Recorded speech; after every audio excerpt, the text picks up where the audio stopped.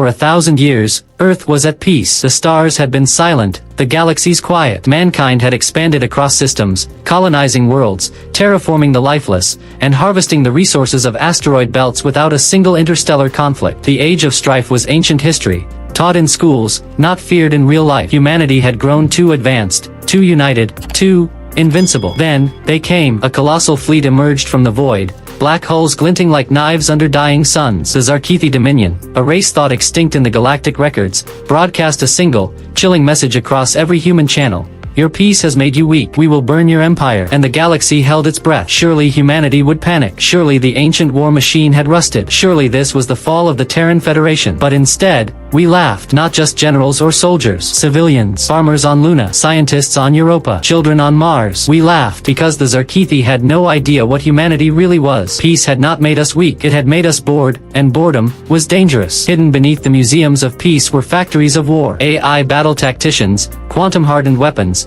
black hole bombs still in R&D, but operational, just in case. We never forgot. We only waited. Now we'd get to play again. And the stars, they would burn with our joy. Enjoying the story already? Subscribe for more epic human versus alien battles. Like if you believe in the power of humanity. Comment what you do if war returned tomorrow. Share this with every sci-fi fan you know. Let's spread the HFY hype. The concept of HFY, humanity,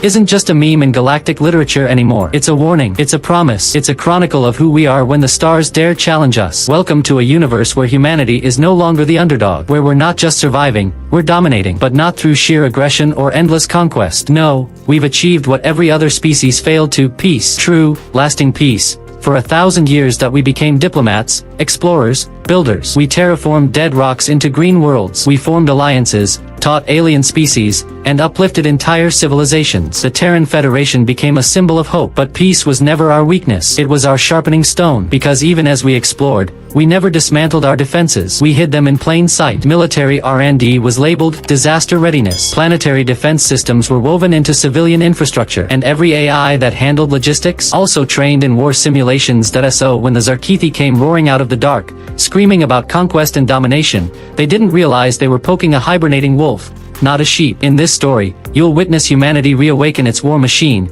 not out of hate, but out of necessity. You'll meet admirals who haven't fought in centuries but still dream in battle plans. Soldiers raised on stories of peace, now stepping into legends of war. And enemies who thought they understood us, until they didn't. This isn't just sci-fi, this is humanity, unleashed. For over a millennium, the galaxy had known only peace. After the blood-soaked centuries of the expansion wars, humanity had done the unthinkable. They unified. Earth's fractured nations fused into the Terran Federation. Old enemies became allies, and war, once humanity's most defining trait, became history. Over time, even the memory of conflict faded from the collective consciousness. Generation after generation grew up under skies untouched by missiles, raised by a civilization that valued exploration over domination. Colonies stretched from Sol to the far edges of the Orion Arm, each thriving in cooperation. Peace was not just policy, it was culture. Then, they came. No warning, no diplomacy, just a ripple in space near the Sirius expanse, followed by the sudden appearance of a fleet so massive it blotted out the stars. Ships of alien origin,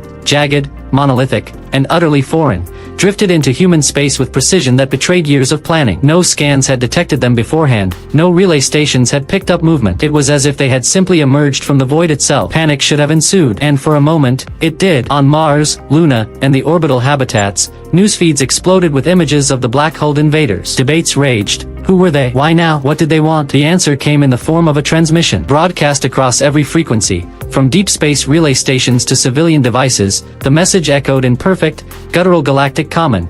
We are the Scifi Dominion. Your peace has made you soft. Your empire stands on hollow legs. We are the fire that will break your illusion of strength. Prepare to be conquered. The transmission ended in silence, as if daring humanity to respond. Across the stars, everyone waited, but not for fear of defeat. They waited for humanity to wake up. Because buried deep in forgotten bunkers, behind the codewords of ancient protocols, something began to stir. Something old, something dangerous. And the stars, so long peaceful, held their breath. There was a moment, a single, suspended instant, where the galaxy expected humanity to tremble. The Scifi's fleet loomed above colonized worlds like an omen from an ancient myth. Civilizations that had once fought alongside humans, now basking in their own peace, watched nervously. Some prepared to flee, others began emergency diplomatic meetings. The old fear returned, whispered in the shadows of nebulae.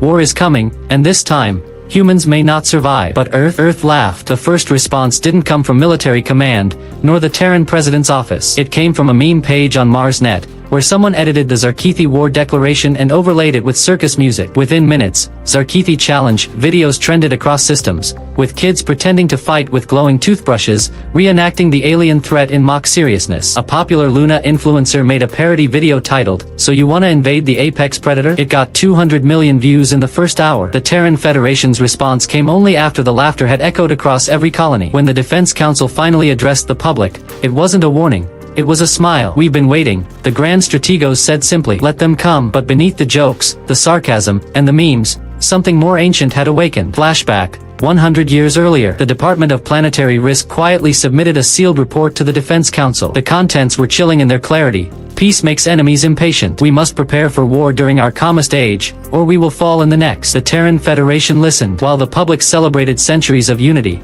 Beneath the crusts of core planets and moons, humanity built not weapons of yesterday, but ones no one outside Earth would ever imagine. Entire research colonies were funded under civilian fronts, claimed to be agriculture labs or energy development centers. They were, in truth, test beds for weapons that bent spacetime and AI that could command fleets without sleep. Without doubt, old generals, once veterans of the expansion wars, weren't retired. They were preserved, their minds uploaded, merged with strategy engines, becoming immortal tacticians hidden within vast military AIs. Ancient war doctrines were never erased, only rewritten for faster response. So when the Zarkithi threatened fire and conquest, humanity didn't panic. They laughed. Because unlike the aliens, humanity never forgot what it was. They had simply been waiting for someone stupid enough to remind them. In the hours following the Zarkithi broadcast, the stars shimmered with uneasy silence. No immediate counterattack. No flashy mobilization, just stillness, as if humanity had frozen in place. But beneath that calm, gears long dormant began to turn with terrifying precision. Deep beneath the Andes Mountains, in a vault sealed for 1,000 years, Protocol Erebos initiated. Buried under layers of bureaucratic obfuscation and false civilian research designations, it had waited in silence, its only purpose to awaken in the face of existential threat. A simple command was issued across quantum-lock channels, carried on hypersecure pulses that bypassed all civilian networks. Initiate reclamation sequence. Operation Iron Memory is live. And with that, Earth changed. Across the Terran Federation, hidden bunkers powered up after centuries of slumber. On Ganymede, an unmarked glacier cracked open to reveal a dormant AI command hive, its consciousness reigniting with a hiss of long-dead systems. On Venus' upper atmosphere platforms, what were believed to be abandoned storm labs detached from their moorings, revealing sleek, black-hole drones, still polished, still armed. But more terrifying than the machines were the minds. In the Arctic, beneath an old UN peace archive, a vault hissed open to release the cryo-suspended bodies of Earth's last war-born admirals. Genetically enhanced, battle-hardened, and impossibly old, their eyes opened not with confusion, but with the cold clarity of warriors expecting this moment. They hadn't been frozen out of necessity. They had volunteered. A last pact, made at the end of the expansion wars. "If war comes again, wake us." Admiral Kiera Thorne was the first to speak as she emerged from the frost. Her voice, raspy from stasis, was still sharp enough to cut steel. "Report," she commanded. A junior officer handed her a tablet. The Zarkithi fleet shimmered in a hollow projection before her. Thorne studied it for 3 seconds. "Sloppy formation. Overconfident. They haven't fought anything that shoots back in centuries." She turned to the others, waking legends of the old Earth military, each carrying victories etched into textbooks. "Let's remind the galaxy who taught them war." From the farthest colonies to Sol itself, silent alarms triggered dormant training programs. Civilians suddenly found their schedules replaced with defensive protocols, guided by smiling AI tutors who politely explained how to man planetary turrets or engage emergency teleportation drills. They had trained for this, not actively, but subtly, through simulations, civic games, even mandatory VR education disguised as entertainment. And the people responded not with fear, but with a steady, growing eagerness. They didn't crave war, but they remembered their heritage. Humanity, after all, was not born in peace. It was forged in fire, and now, that fire was awake again. The Zarkithi never expected resistance so soon. Their doctrine, forged in cycles of galactic domination, was built around psychological warfare. Arrive in overwhelming numbers, broadcast terror, let fear erode the enemy from within. It had worked countless times before. Civilizations collapsed at the sound of their arrival. Their enemies usually surrendered before the first plasma bolt was fired. But humanity was different. The first Zarkithi spearhead, a contingent of 13 warcruisers and 2 siege dreadnoughts, emerged near the edge of the Proxima Centauri defense grid. Their orders were clear: test Earth's outer colonies, provoke a response, gauge human strength. They expected token resistance, an outdated fleet, maybe a few patrol craft scrambling to form ranks. Instead, they found silence. For 2 minutes, their long-range scans picked up nothing but empty space. Then, without warning, the void cracked open. 3 human vessels, unmarked, angular, and utterly unlike anything the Zarkithi had on record, decloaked less than 50,000 kilometers from the fleet's core. No warnings, no negotiation. The human ships opened fire with weapons that didn't use light or plasma, but something else. Lances of gravitic energy, wrapped in folding fields, tore through Zarkithi's shielding like paper. One cruiser didn't even have time to raise countermeasures before it folded in half, its core collapsing into a localized singularity. Within 78 seconds, 4 ships were gone, disintegrated, vaporized, unrecoverable. The Zarkithi returned fire, automated cannons, antimatter warheads, fleet-wide energy nets. But it was like fighting ghosts. The human ships didn't just evade. They predicted. Every shot missed, every defense failed. The humans had been watching the Zarkithi for years, perhaps decades, studying them in simulations, decoding their battle logic, their turn radius, their firing cycles. This wasn't just retaliation, it was surgical execution. Inside one of the Terran vessels, designated Vigilant 07, Admiral Kiara Thorne stood in a black command suit, watching as her crew dismantled the enemy with emotionless efficiency. She didn't celebrate, she didn't gloat, she simply said, "Tag the wreckage, leave one survivor, let them run." The last remaining Zarkithi cruiser turned to flee. It barely escaped with engines burning, leaking atmosphere and shame. It didn't need orders. It had to warn the others. But what it didn't know, what no Zarkithi knew yet, was that this skirmish wasn't an ambush. It was a message. First contact, once the hopeful phrase from the early days of interstellar diplomacy, had returned, but rewritten in the human tongue, no longer with greetings or handshakes. Now it meant, "We see you, we're ready, and we are not afraid." The galaxy would soon learn the truth the Zarkithi had just tasted. Humanity had not forgotten how to fight. It had simply been waiting for someone foolish enough to try. The first true clash between the Zarkithi and humanity didn't happen in some great, historic battlefield. It happened quietly, almost insignificantly, in the cold void near Proxima Centauri b, a terraformed colony world housing 15 million civilians and countless Terran scientific outposts. The Zarkithi fleet arrived expecting a soft target. They assumed they'd catch a lazy border patrol or, at worst, outdated orbital defenses. What they found instead was the sharpened tip of a blade that had been honed in silence. As the Zarkithi fleet dropped from FTL, sensors immediately flagged the area as clear.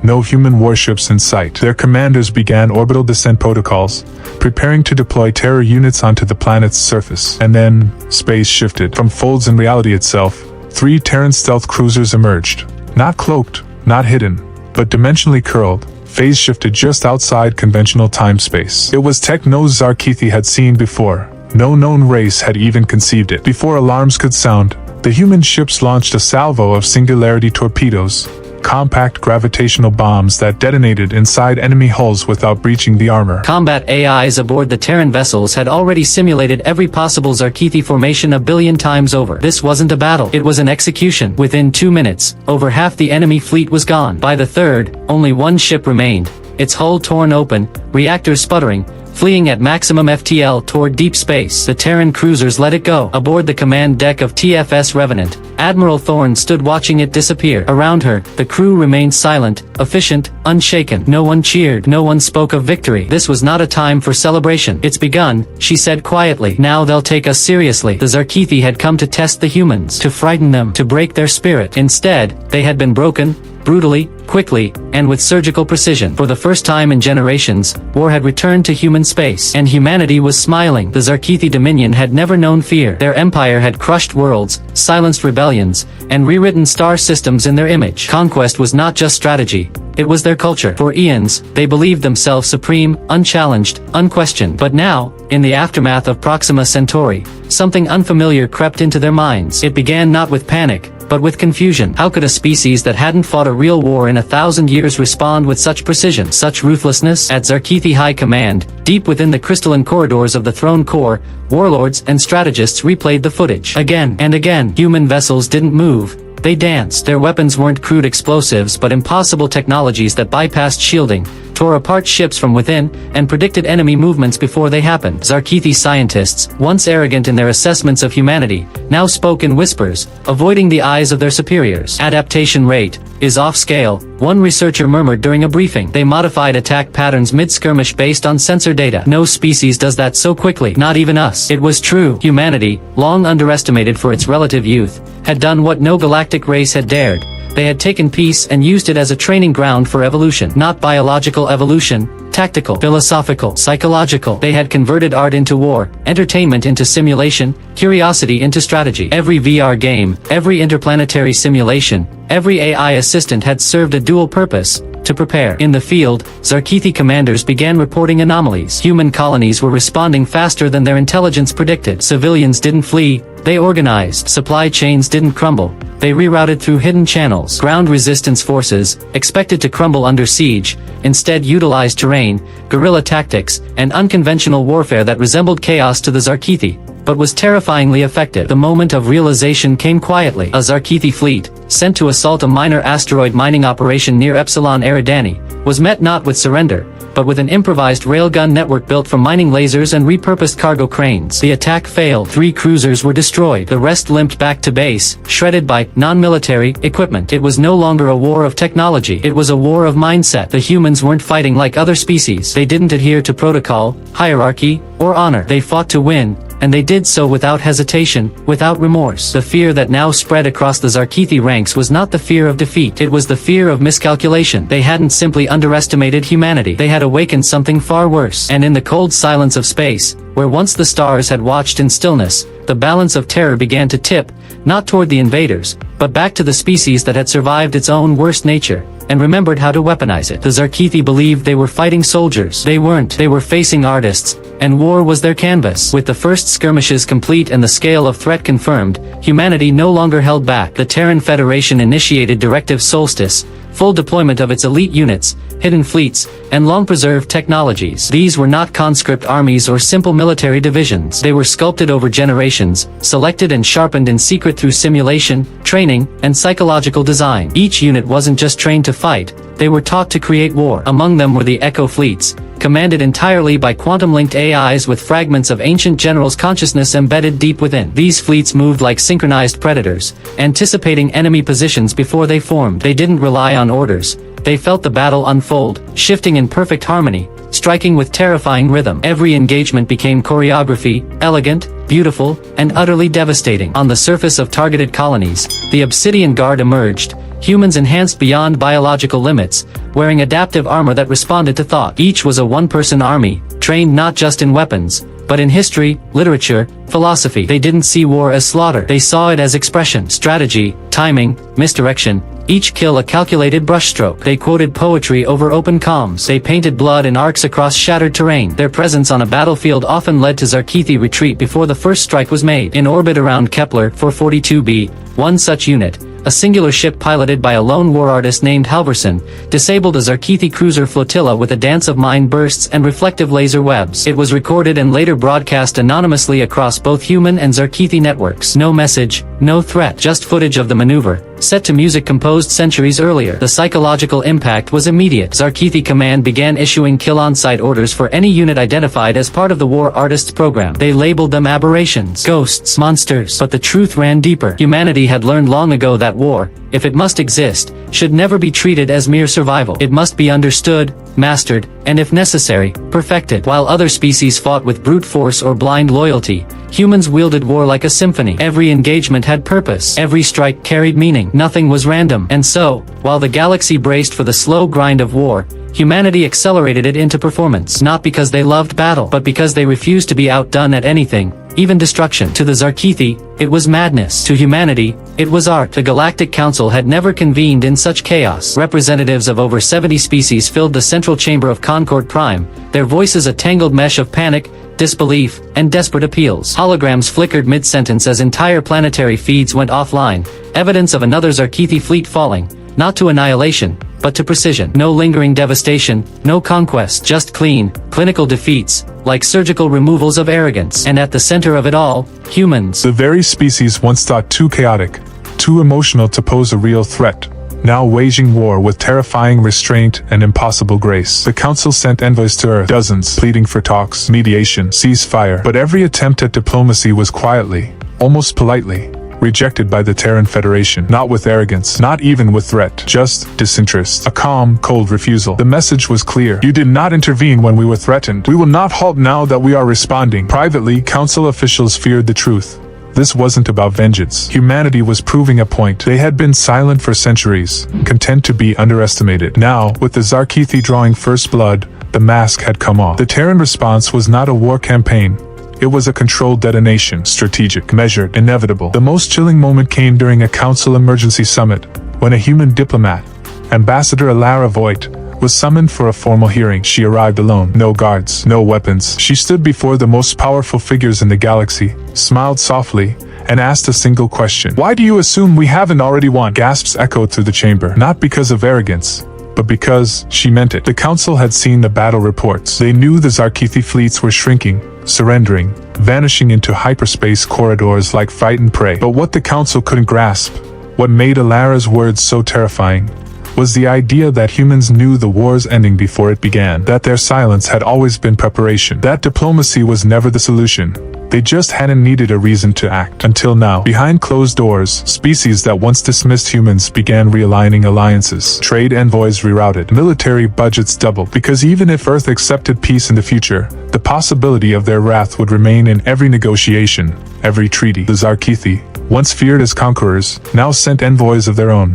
Not with demands, but apologies. They begged for truce, their pride shattered. But Earth did not answer. Not yet. Humanity, it seemed, was not just fighting back. They were demonstrating. And the galaxy, at last, understood. You can ignore a predator while it sleeps, but you do not provoke it, and expect mercy when it wakes. The final act began not with a declaration, but with silence. No broadcasts, no threats, no ultimatums. The Zarkithi homeworld, Voraxol, orbited a dying red giant in a sector considered unassailable. Shielded by quantum disruption fields, protected by 7 concentric defense fleets, and buried beneath layers of cloaked orbital mines. It was the heart of their dominion, the sacred cradle of their supremacy, and it had never once seen foreign fire touch its skies. Until now, when the Terran fleets arrived, they did not come in force. There was no wave of battleships, no endless procession of carriers, just 12 ships, TFS Judicator-class vessels, sleek and silent, emerging from void-fold fractures in space like phantoms. Each ship carried no more than 100 crew members,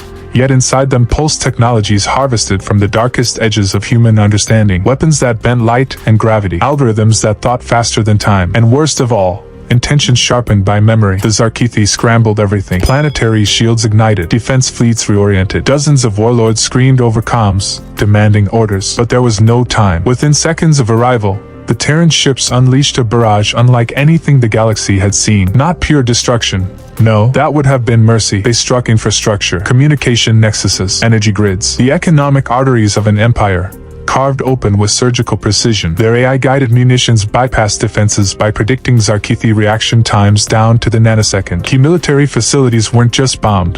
They were neutralized, disarmed, and shut down with electromagnetic pulses woven into the atomic frequency of Voraxol's atmosphere. The most jarring blow, however, was symbolic. A single Terran stealth unit landed undetected near the Palace of Sovereigns, the ceremonial seat of the Zarkithi High Dynasts. It didn't kill anyone. It didn't plant explosives. Instead, it left a sphere, smooth, obsidian, unmarked. When activated, it projected a 3D hologram of Earth's night sky and a message. We do not destroy what we can outgrow, but we do not forgive what you chose to awaken. The Zarkithi leadership, paralyzed and exposed, offered unconditional surrender. They transmitted it across all bands, desperate to halt the Terran advance. But the humans had already begun to withdraw. No gloating, no occupation, no conquest. They didn't need to stay. The point had been made. Voraxol, once the indomitable core of galactic fear, now sat in silence. Its skies burned clean, its power grid shattered, its leaders trembling before the void they had tried to control. In Terran command, Admiral Thorne reviewed the transmission logs. Her expression remained unchanged as she spoke quietly to her bridge crew. It's done. End the operation. Let them rebuild. With the memory, the final strike wasn't just revenge. It was design. It was the act of a species that had been underestimated, provoked, and dismissed, and had chosen not to erase its enemy, but to teach them. A lesson not just for the Zarkithi, but for the galaxy.